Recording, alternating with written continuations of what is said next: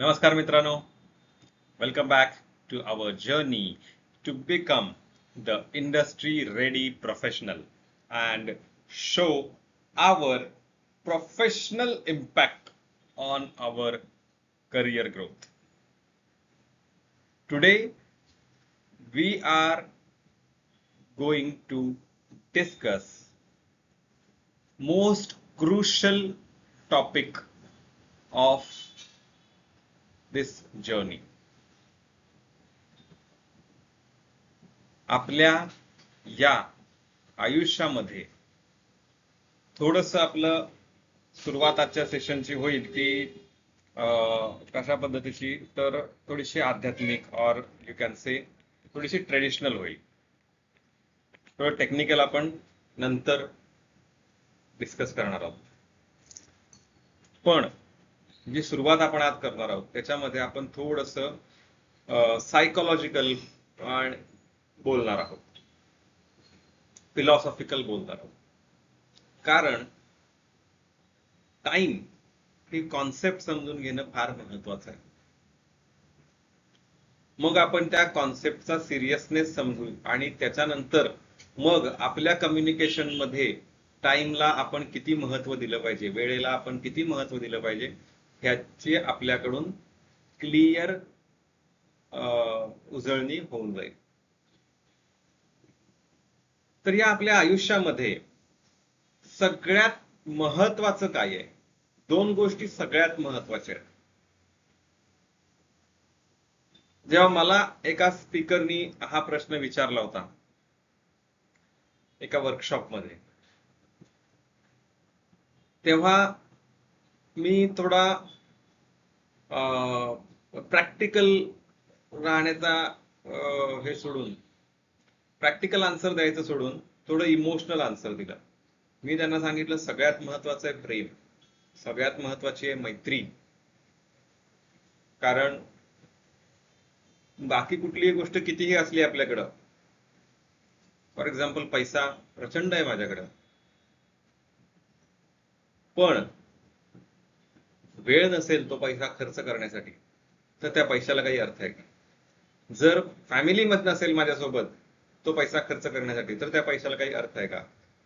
जर मित्रच नसतील तो पैसा खर्च करण्यासाठी, तर त्या पैशाला काही अर्थ आहे का? मग असं आहे का की पैसे कमवायचेच नाहीयेत? It is one of the basic needs, we must earn.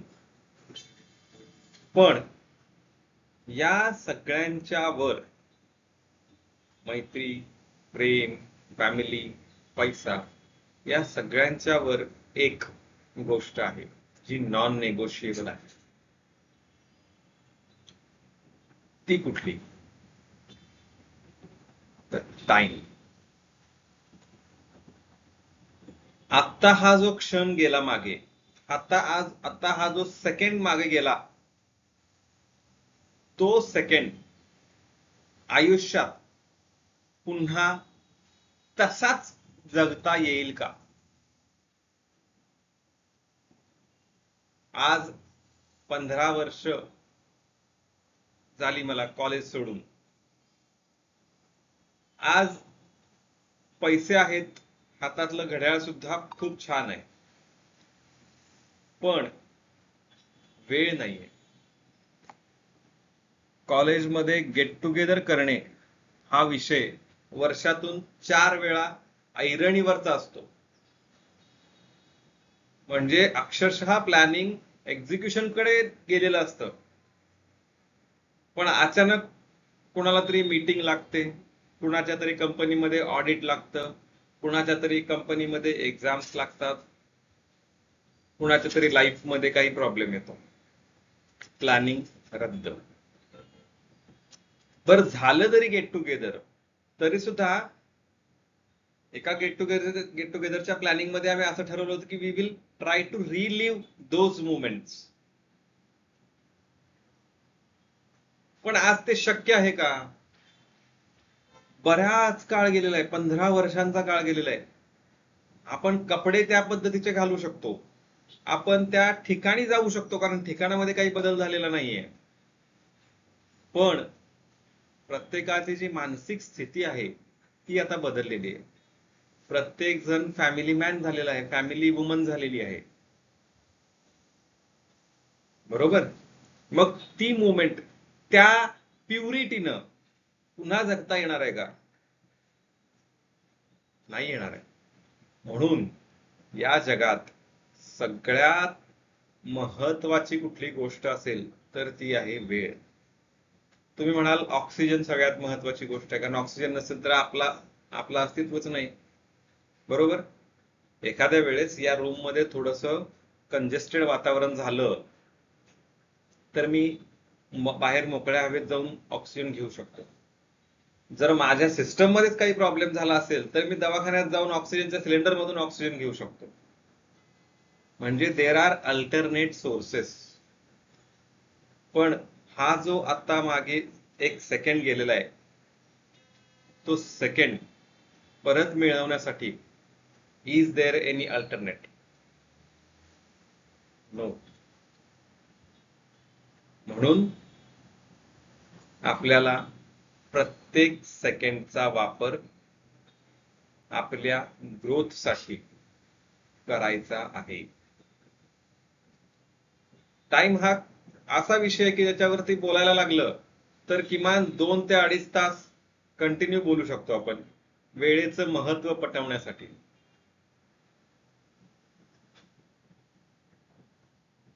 वेळेचं महत्व फार क्रुशल पॉइंट आहे, क्रुशल टॉपिक आहे. एक वर्स्ट केस सिनारिओ वेळेचं महत्व सांगण्यासाठी मला आता इथं सांगावंसं वाटतोय की तुम्ही आता जर ऍक्शन स्टेप्स नाही घेतल्या आणि म्हणालात की नाही मी थोडं आता माझी सुट्टी चालू आहे, मी कॉलेज सुरू झाल्यानंतर हे व्हिडिओज बघेन आणि कॉलेज सुरू झाल्यानंतर मग मी या सेशन्स मध्ये सांगितलेल्या होम असाइनमेंट्स असतील किंवा क्विक असाइनमेंट्स असतील त्या करेन, तर हा एक वर्स्ट केस सिनारिओ मी तुम्हाला सांगू इच्छितो. Recently me and my family हे एका ट्रिपवर गेलो आणि त्या ट्रिपमध्ये त्या गावामध्ये माझा फार जवळचा मित्र राहतो. म्हणजे त्याची फॅमिली राहते, तो दुसरीकडे जॉब करतो सध्या. त्या ट्रिपमध्ये आम्ही ठरवलं होतं की त्याच्या घरी जाऊन यायचं, कारण त्याच्या घरातल्यांसोबत सुद्धा क्लोज रिलेशन्स आहेत, काका काकींसोबत. पण काही कारणास्तव आमच्या ट्रिपमध्ये ते शेड्यूल बसलं नाही आणि आम्ही गेलो नाही. आणि आम्ही असं ठरवलं की चला ठीक आहे, एक 6 महिन्यांना आपली पुन्हा ट्रिप आहेच, तेव्हा आपण पहिली प्रायोरिटी त्यांच्या घरी जाण्याला देऊ, कारण ती आता मिस झाली आहे. आणि मग आपण तिथे जाऊन काकांना भेटू, काकींना भेटू.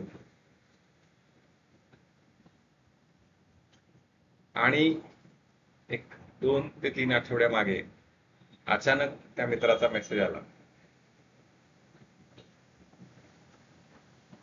आता पर्पज पूर्णपणे बदलला आमच्या व्हिजिटचा. आता फक्त काकींना भेटायला जावं लागेल. ती वेळ होती, जायला हवं होतं, पण मी काय ठरवलं, ठीक आहे आता नाही, आपण नंतर जाऊ. पण नंतर जायचा प्लॅन करायच्या आधीच त्या प्लॅन मध्ये मेजर चेंज झाला. आता फक्त काकींना भेटायला जावं लागेल. मग वेळेचं महत्व काय हे आपण समजून घेतलं पाहिजे. आत्ताची हीच वेळ आहे. आपल्या हातामध्ये फक्त प्रेझेंट टेन्सच आहे. पास्ट गेला, त्याला काही करू शकत नाही आपण. आपल्याला नॉलेज नव्हतं, आपल्याला समज नव्हती, आपल्याला जाणीव नव्हती. गेला पास्ट, झालं ते झालं, सोडून द्यायचंय. त्याच्यावर चर्चा करण्यात आपला आत्ताचा वेळ आपल्याला नाही वाया घालवायचा आहे. आत्ताचा वेळ आपल्याला फक्त आणि फक्त एक ऍक्शन टेकर म्हणून राहायचं आहे. प्रत्येक जी गोष्ट आपल्याला शिकायला मिळते ती इम्प्लिमेंट करायला वापरायचं आहे. नाहीतर असं म्हणाल की आता तर वर्ष सुरू झालंय आमच्या कॉलेजचं, आहे निवांत अजून, आत्तापासून सुरू करावं लागेल. कदाचित थोडं पॉझिटिव्ह एक्झाम्पल बघू आपण. ठीक आहे. कदाचित नेक्स्ट मंथ मध्ये तुमच्या कॉलेजमध्ये एखादा वर्ल्ड क्लास इव्हेंट ऑर्गनाईज झाला तर, तुम्हाला माहिती आहे का? त्याचं काही प्लॅनिंग झालं तर, वर्ल्ड क्लास इव्हेंट ऑर्गनाईज झाला आणि त्यामध्ये तुम्हाला परफॉर्म करायची संधी मिळणार असेल, पण जस्ट तुम्ही प्रॅक्टिस केलेली नाहीये त्या परफॉर्मन्सची, प्रॅक्टिस केलेली नाहीये की आपलं स्पीच कसं असावं, प्रॅक्टिस केलेली नाहीये की आपण एक स्टुडंट झोन मधून प्रोफेशनल झोन मध्ये कसं जावं, तर अचानक एखाद्याला नदीत ढकलल्यावर पोहता येईल का? नाही येणार आहे. प्रॅक्टिस करणं गरजेचं आहे, पोहायला शिकणं गरजेचं आहे आणि ते शिकल्यानंतर सुद्धा रोज प्रॅक्टिस करणं गरजेचं आहे. कारण प्रॅक्टिस करताना आपल्याला अनुभव येतात. आपण चुका करतो, आपल्याला अनुभव येतात. कदाचित आपल्या चुकांमधून अनुभव येतात ते वेगळे, पण दुसऱ्यांच्या चुकांमधून सुद्धा आपल्याला अनुभव मिळतात. म्हणून आत्ताची घडी ही आपली आहे आणि ही आपल्याला साधायची आहे. म्हणून मी प्रत्येक सेशन मध्ये सांगतोय की दिलेली क्विक असाइनमेंट आणि दिलेली होम असाइनमेंट ज्या त्यावेळी कंप्लीट करा, ज्या त्यावेळी व्हॉट्सअप कम्युनिटीमध्ये शेअर करा, ज्या त्यावेळी ज्याच्यावरती फीडबॅक घ्या. एखाद्या वेळेस तुमच्या असाइनमेंटला किंवा तुमच्या क्वेरीला फीडबॅक नाही आला तर फॉलोअप करा. कारण तुम्हाला, मी एकटा आहे पण मला तुमच्यासारखे 200-300 जण असतील, 500 जण असतील. प्रत्येकाला मी पर्सनली जाऊन भेटू नाही शकणार, पण प्रत्येक जण मला येऊन भेटू शकतो. प्रत्येक जण मला फॉलोअप करू शकतो की sir, I had shared this query yesterday but you have not given any answer to this. म्हणून आजची वेळ आहे, ही आपल्याला साधायची आहे आणि आपल्या करिअर ग्रोथकडे एक महत्वाचं पाऊल आपल्याला उचलायचं आहे. मग ही वेळ आपण कशी कम्युनिकेट करायची आहे? काही डेडलाईन्स असतील. आता आपण म्हटलंयच डेडलाईन, शब्द बघा कसा वापरलाय इंग्लिशमध्ये. तो शब्द कसा आहे बघा, डेडलाईन. करेक्ट. आपण दुसरा काही शब्द वापरू शकतो का तिथं? तर नाही. तिथं गेल्यानंतर ते डेडलाईन आहे, संपलंय तिथे सगळं. तो प्रोजेक्ट तिथं संपवायचा आहे, डेड करायचं आहे आपल्याला. मग ही डेडलाईन, ही शेड्यूल असेल एखाद्या गोष्टीचं, किंवा एखाद्या गोष्टीचा एखाद्या गोष्टी स्पेसिफिक टायमिंग असेल, ते आपण कशा पद्धतीने कम्युनिकेट करायचं आहे हे आज आपण बघणार आहोत प्रेपोजिशन्स ऑफ टाइम या टॉपिक मध्ये. तर आजच्या ह्या आपल्या दिवसाचा अजेंडा काय आहे? 35 ते 45 मिनिटाचा व्हिडिओ असेल. ह्याच्यामध्ये आपण एक्झॅक्ट काय शिकणार आहोत? तर छोटे छोटे 2 किंवा 3-4 अक्षरी वर्ड्स आहेत बघा. At, on, in, by, before, after, until. हे असे जे शब्द आहेत हे परफेक्ट यूज करायचे आहेत आपल्याला. आणि मग हे परफेक्ट यूज कुठं कुठं करायचे आहेत? तर डेडलाईन्स सांगताना, कन्फर्म करताना. आणि तुमच्या माहितीसाठी सांगतो, इंडस्ट्रीमध्ये जसं पैशाचं नेगोशिएशन असतं तसंच डेडलाईन्सचं सुद्धा नेगोशिएशन असतं. एखादा प्रोजेक्टचा आपण डेडलाईन दिली त्यांना की आम्ही 2 महिन्यामध्ये हा प्रोजेक्ट कंप्लीट करू, तर त्याच्यामध्ये सुद्धा भाजी तरकारी सारखं नेगोशिएशन असतं. जसं भाजीवाल्याकडे गेल्यावर आपण म्हणतो की 20 रुपयाची भाजी आहे, ते आम्हाला 20 रुपयाला नाही, आम्हाला 15 रुपयालाच हवी आहे. तशा प्रकारचं नेगोशिएशन असतं डेडलाईन्स मध्ये. कारण आपल्यासाठी तो एक स्पेसिफिक प्रोजेक्ट आहे, पण ज्याच्याकडे आपण तो डिलिव्हर करणार आहोत त्याच्याकडे असे 4 प्रोजेक्ट्स आहेत जे त्यांना 4ही कंबाईन करून पुढे एक त्याचा मेजर प्रोजेक्ट असेल. Understanding the scenario. त्याच्यामुळे त्याला हे 4ही प्रोजेक्ट ऍट ए टाइम करून हवे असतात. मग एखादा प्रोजेक्ट छोटा असतो, एखादा मोठा असतो, एखादा मीडियम साईज असतो. मग ह्या सगळ्यांच्या टाइमलाईन्स त्याला मॅच करावे लागतात. मग त्या आपण कशा नेगोशिएट करणार आहोत?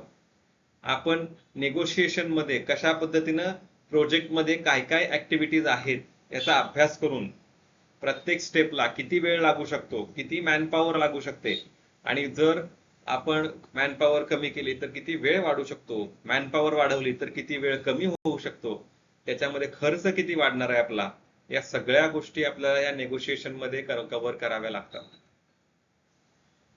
त्याच्यानंतर आहे शेड्यूल्स. शेड्यूल म्हणजे आपल्याला माहिती आहे वेळापत्रक असतं, करेक्ट. ह्या वेळापत्रक जे काही असेल आपलं ते आपण कशा पद्धतीने कन्वे करणार आहोत. कॅलेंडर इव्हेंट्स असतात काही. कॅलेंडर इव्हेंट्स म्हणजे मंथली काही इव्हेंट्स असतात, जसे माझे वर्कशॉप्स असतात, मग त्या वर्कशॉपच्या डेट्स, टायमिंग, ड्युरेशन, ह्या सगळ्या व्हेन्यू, ह्या सगळ्या गोष्टी कशा पद्धतीनं कन्वे करायच्या आहेत. आणि मीटिंग इन्व्हाइट्स, जे काही आपल्याला मीटिंग इन्व्हाइट्स येतात त्याला आपण प्रोफेशनल लँग्वेज मध्ये कशा पद्धतीने रिस्पॉन्ड करायचं आहे, या गोष्टी आज आपण या सेशन मध्ये बघणार आहोत.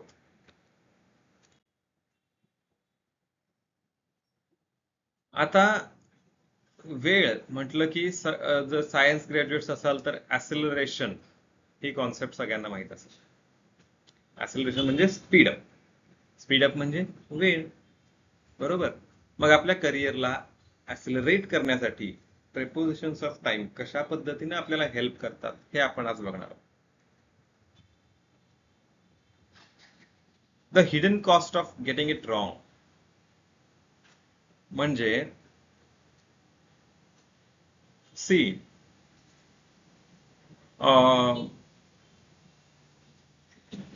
एखाद्या प्रोजेक्टची आपण मल्टिपल प्रोजेक्ट हँडल करतोय सपोज, आणि या प्रोजेक्टला आपल्याला इझी प्रोजेक्ट आहे, ह्याला आपल्याला कमी वेळ लागणार आहे, 15 दिवसच लागणार आहेत, आणि दुसरा प्रोजेक्ट थोडासा कॉम्प्लेक्स आहे, त्याला 20 दिवस लागणार आहेत. आणि बाय मिस्टेक आपण जर डेडलाईन स्वॅप करून शेअर केल्या,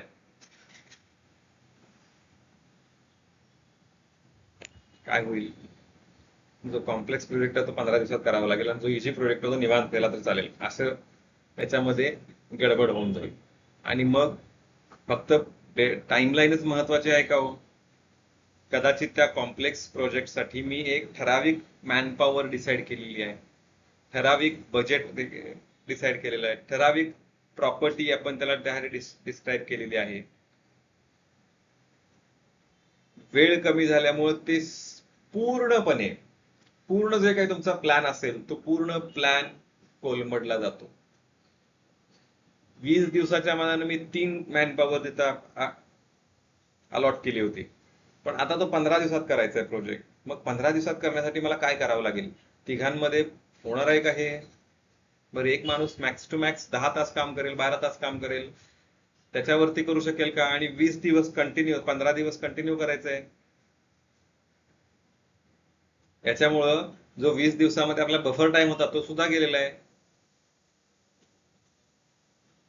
जे काही ऍसेट्स आपण तिथं अरेंज केले होते, कदाचित 17व्या दिवसासाठी एखादा ऍसेट तिथं आपण अरेंज केला होता. फॉर एक्झाम्पल एखादा एक्सटर्नल रिव्ह्यूवर आपण तिथं अरेंज केला होता 17व्या दिवशी, की आमचा 17व्या दिवशी आपण ह्या स्टेजला असणार आहोत आणि हा प्रोजेक्ट 17व्या दिवशी या एक्सपर्ट कडून आपण रिव्ह्यू करून घ्यायचा आहे. तर 17व्या दिवशी नाही तर आता 13व्या दिवसावर ऍडजस्ट करावं लागेल. बरं, 13व्या दिवशी तो अवेलेबल नसेल तर काय करायचं आहे? पूर्ण प्रोजेक्टचं प्लॅनिंग कोलॅप्स होऊन जातं. म्हणून म्हटलंय की द हिडन कॉस्ट. समोरच्याला फक्त बघताना ऍज अ टीम मेंबर म्हणून बघताना वाटतंय काय की फक्त वेळ कमी झालाय, पण असं नाहीये. वेळेसोबत पूर्ण प्रोजेक्टचा प्लॅन कोलॅप्स होतो. मग आपल्याला अशा पद्धतीनं चुकीचं जर का आपल्याकडून कम्युनिकेट झालं, डेडलाईन असो किंवा एखादी टायमिंग असो, तर काय होईल? प्रचंड चूक होण्याचे चान्सेस असतात. रिसेंटली माझ्यासोबत घडलेला एक इव्हेंट सांगतो तुम्हाला. I got opportunity to communicate with a person who cannot speak, who cannot hear. When I asked him, when will you come tomorrow to meet me? I don't know the sign language, so I had written that question. He read that question and he wrote his answer. I will come tomorrow, 12 a.m. 12 a.m. means what? In the midnight? I understood. He understood. Then I said, in just casual, I said, "Oh, you're coming at midnight." A little sign language, using a little sign language. He saw. Oh, no, no, no, no, no, no, no.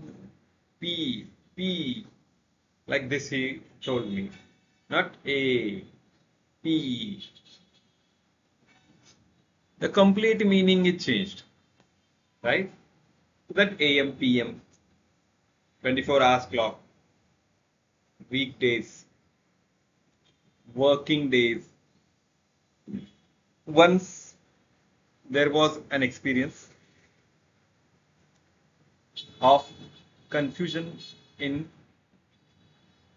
weekdays and working days. It was done by me only. I had drawn the project plan. Everything was minute detail, but I missed the weekdays and the working days concept there. What is the difference between the weekdays and working days? Weekdays means based on specific industry. When I was working in pharma industry, there are no weekdays. It is 24/7 running company.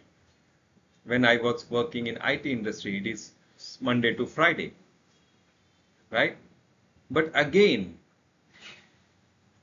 in that weekday, 2 holidays are there. So how many are the working days? Only 4. So that unit of measurement was little wrong. My colleague identified that, he told me, and immediately we corrected that. But it is the problem. I use the formula in Excel, work days, calculating work days only. But actually we had to calculate net work days. It was the mistake. So it should not happen, and that's why if something that a single small mistake can collapse entire project, right? So if you know this language of time perfectly, your career growth is on accelerate. Got the point? Now in this slide we will see the 3 pillars of time prepositions. First one is point in time, second one is duration and range, and third one is deadline and limits. What all prepositions we can use to show the point in time, to show the duration and range, and to convey the deadlines and limits? There is basic confusion in these prepositions. We will clear all those confusion points. See the sequence: at, on, in. At, on, in. These are place prepositions also, right? But for now, we will consider them for time preposition. At, on, in. Always keep in mind AOI. A, specific point of time. O, day or date. I, longer period than day or date. Maybe a week, maybe a month, maybe a year, or a decade. Getting the point? If I want to convey something which is going to happen at specific time, I will use at. For example, the meeting starts at 3 p.m. Submit the report on Friday on. At is done. Now on. On means day or date. Today, tomorrow, Sunday, Monday, Tuesday, 1st, 2nd, 3rd, 4th, 5th. This is what 3rd of September. Submit the report on 3rd of September. We are giving specific day or date as a timeline. If we are giving specific time along with the date and or day, our sentence will be submit the report at 3 o'clock on Friday. Finish. There is no buffer time given. At 3 o'clock on Friday. Finish. And last one is in. In means a big bucket. Big bucket means 4th week of June. In the month of June. In the year 2025. When we say in, it is a big bucket. Big bucket in the sense, big range. I hope this makes your communication clear and concise. AOI. Specific time, specific day, more period than a day. Finish. Clear? Let's go ahead and see how to convey the duration or the range. Now, basic from to, everyone knows that, from 9 to 5, right? Then until till, to cut off the point. I'll be there until Thursday, right? I will not sign the report until you sign it. Till last Friday, there was no activity done. So how to use this until, we need to practice. How to use this from to, we need to practice. And last one is for length of time. Now here, we will be giving the range. The project runs for 2 weeks. The session runs for 35 to 45 minutes. So it is a range. Agree? Getting the point? Very good. Let's see how to convey the deadlines and limits. By, before and after. Before and after, everyone knows, right? There is some point. Before that point, just earlier that point, we use before. Later that point, we use after. When to use the by? When to use by? Because whenever we are giving the deadline, by is the perfect word. म्हणजे मी मंगळवारपर्यंत हे काम करतो, हे आपण कसं म्हणणार आहोत इंग्लिश मध्ये? I will work on this and submit the report by Tuesday. By end of the day, Friday, as it is there on the screen. Submit by end of the day, Friday. म्हणजे शुक्रवारी संध्याकाळपर्यंत जमा कर. Bye म्हणजे पर्यंत. Simple concept आहे, समजून घ्यायला हवी आहे आणि परफेक्टली आपल्याला वापरावी लागेल. Perfect. Let's go to the next slide. In last slide, we saw everything in verbal. Here I have included a diagram so that you will understand, you will remember the concept, because more than words, the picture can give clarity, more clarity to us than the words, right? That's why the picture is inserted. Same concept is there for specific time, at, on, in, duration and range from, to, for, and until, and deadline or limit, by, before, and after. And whenever you think I'm not able to understand what to use, then ask the question, is this a specific time, or it is a span, or it is a boundary? We need to answer this only one question, and we can convert our student zone statement into professional zone statement.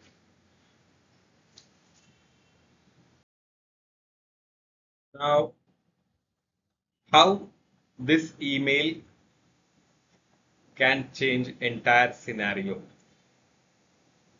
Before, I'll submit the proposal in Monday and the meeting is in 2 p.m. Completely wrong. Confused client, follow-up emails, lost credibility, because there is no clarity. In Monday, in 2 p.m., well, the purpose of in is different, right?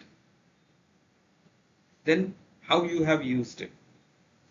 When it is corrected, it is I'll submit the proposal on Monday and the meeting is at 2 p.m. Clear, confident, and professional. Zero clarification needed. That's why I always say right first time approach is necessary in our mindset. Because one small error in our communication can lead further clarification communication. The person will ask again the question, we need to answer. Then again, if there is something missing information, then again he will ask, and again we need to explain. But if everything is in same line, clear and confident and professional, there is no clarification required. Perfect. It saves our time as well as the listener's time. And that's why, and we know what is the importance of time, right? And that's why it is career accelerator. In first slide we said it is career accelerator. Perfect. Now, before going ahead, there is a checkpoint. You need to pay the toll before going ahead. Pause the video after I complete the instructions and implement this quick win task. Simple. Open your last 3 work or college emails or WhatsApp communications.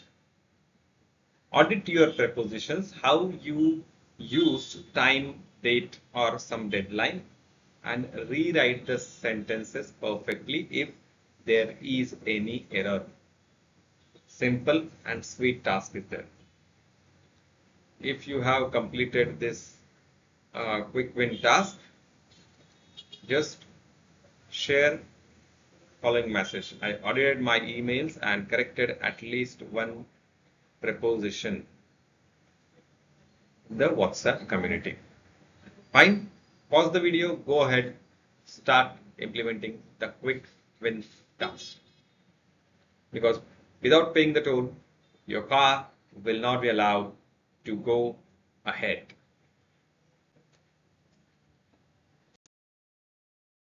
Before we go ahead for tomorrow, these are home assignments for you. First thing, write 5 deadline sentences, draft a mock meeting invite, record a 60-second voice note, find 3 preposition errors in the while, and teach it to someone. Share your completed tasks on WhatsApp community. get it reviewed from me or any other friend or colleague in the community, and try to improve your communication skill for using or conveying the timelines, deadlines, or the schedules. Now, as we have unpacked the parcel, these all things we have received right inside the packing material. The first thing is precision is professional superpower, because using wrong preposition gives bad experience for the listener, bad experience for the reader, and it reduces the respect for us. I told you I have seen many people saying sended. I sended the email. Yes, the person was technically sound, but if he is not able to communicate properly, ते आपल्याकडे म्हणतात ना, ए याला बाहेर काढू नका रे, असं ना आपल्याकडं. याला बाहेर काढला, यानं तोंड उघडलं की कामाचा आपल्या सत्यानाश होतो.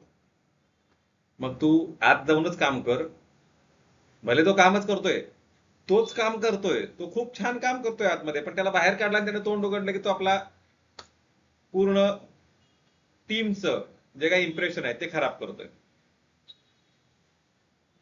Right? The decision model simplifies everything. The decision model simplifies everything.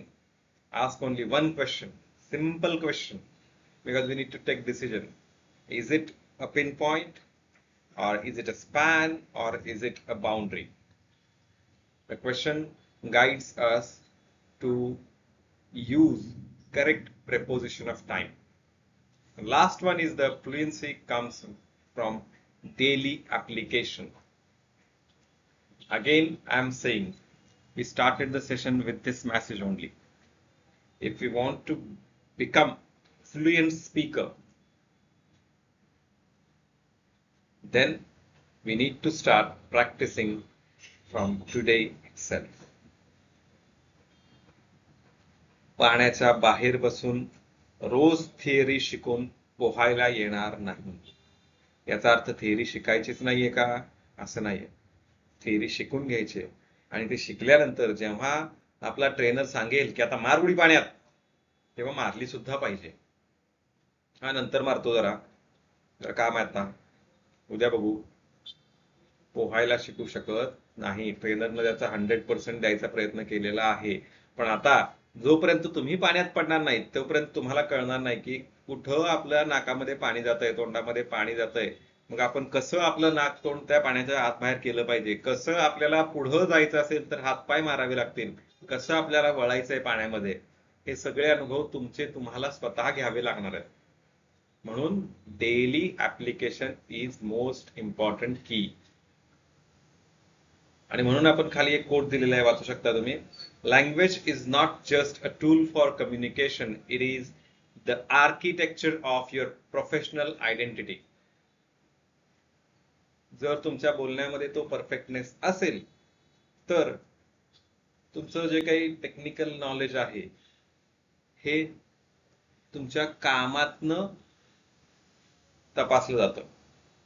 पण कम्युनिकेशन नंतर प्रॉपर जर कम्युनिकेशन आपलं झालं तर आणि तरच आपल्याला आपलं टेक्निकल नॉलेज दाखवण्याचा चान्स मिळतो. म्हणजे पहिली जी काही आपली चावी आहे ती आपली प्रोफेशनल आयडेंटिटी आहे, आणि त्या प्रोफेशनल आयडेंटिटीला परफेक्ट प्रोफेशनल आयडेंटिटी करण्यासाठी आपल्याला लँग्वेज ही फार महत्वाची की आहे. मग ती मराठी असो, इंग्लिश असो. पण आपण लहानपणापासून मराठीमध्ये बोलत आलेलो आहोत, हिंदी आपल्याला येते आहे, त्याच्यामुळे त्या भाषांमध्ये आपण क्विकली अडॉप्ट करू शकतो कुठल्याही सिच्युएशन मध्ये. हेच आपल्याला इंग्लिशमध्ये शिकायला लागणार आहे. कारण इंडस्ट्रीमध्ये सर्व्हाइव्ह करण्यासाठी इंडस्ट्रीमध्ये सर्व्हाइव्ह करण्यासाठी पहिल्यांदा तुम्हाला बोलावंच लागणार आहे. जर मी जाऊन ऑफिसमध्ये फक्त बसून राहिलो, माझा पहिला दिवस आहे, मी आलो माझ्या ऑफिसमध्ये आणि बसलो फक्त, मला कोणी काम देईल का काही? हा, त्या रोल रोल रिस्पॉन्सिबिलिटी प्रमाणे काय असेल ते बाय डिफॉल्ट येणारच आहे. पण नवीन काही अपॉर्च्युनिटी मला मिळेल का? नाही मिळणार. म्हणून language is a key, right, or it is an architecture of your professional identity. आजचं हे सेशन आपण इथं कंप्लीट करतोय आणि उद्या आपण एका नवीन टॉपिकवर बोलणार आहोत, नवीन टॉपिक शिकायचा प्रयत्न करणार आहोत. ह्याच्यामध्ये ही जी काही आपली जर्नी चालू आहे, त्या जर्नीमध्ये रोज जो काही टॉपिक शिकवला जातोय हा एक डेलिबरेटेड स्टेप आहे. म्हणजे प्रत्येक टॉपिक विचार करून, अभ्यास करून सिलेक्ट केलेला आहे. म्हणजे तुम्ही म्हणाल वेळेबद्दल तुम्ही आम्हाला काय शिकवताय, याची काय गरज आहे का पुढे जाऊन? पण प्रत्येक टॉपिक हा विचार करून, अभ्यास करून, रिसर्च करून या शेड्यूल मध्ये आपण फिट केलेला आहे. म्हणून प्रत्येक टॉपिकचा अभ्यास करणं, दिलेले क्विक ऍक्शन आयटम्स आणि होम असाइनमेंट वेळेत कंप्लीट करणं, आणि महत्वाचं म्हणजे या सगळ्या गोष्टींची प्रॅक्टिस कंटिन्यू ठेवणं, हे फार गरजेचं आहे to meet your next level version after 90 days or after 45 days, after 30 days, whatever it is. Agree with me? So keep practicing, keep, what was that next? Keep practicing and keep studying, keep practicing, keep studying, and keep speaking. Now I won't say start speaking, because I hope everyone has started speaking. So I'll say keep speaking. Thank you so much. See you tomorrow.